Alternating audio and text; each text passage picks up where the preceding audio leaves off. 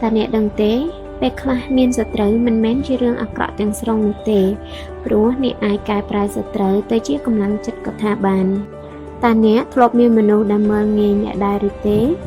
មនុស្សខ្លះនិយាយថាអ្នកមិនឆ្លាតគ្រប់គ្រាន់ឡើយមនុស្សខ្លះនិយាយថាអ្នកមិនអាចជោគជ័យបានទេ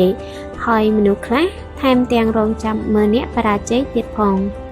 ប៉ុន្តែចូលកំខឹងពួកគេឡើយផ្ទុយទៅវិញចូលប្រើពាក្យមើលងាយទាំងនោះជាធម៌ពលជំរុញខ្លួនឯង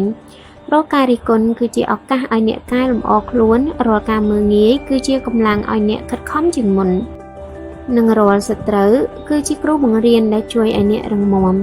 កុំចំណាយពេលសងសឹកចូលចំណាយពេលអភិវឌ្ឍខ្លួនថ្ងៃណាមួយនៅពេលដែលអ្នកទទួលបានជោគជ័យលទ្ធផលរបស់អ្នកនឹងក្លាយជាចម្លើយដ៏ល្អបំផុត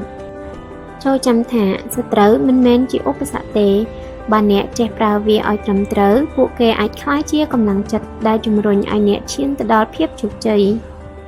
កុំបោះបង់កុំចោះចាញ់ហើយចូលបង្ហាញពិភពលោកថាអ្នកអាចធ្វើបាន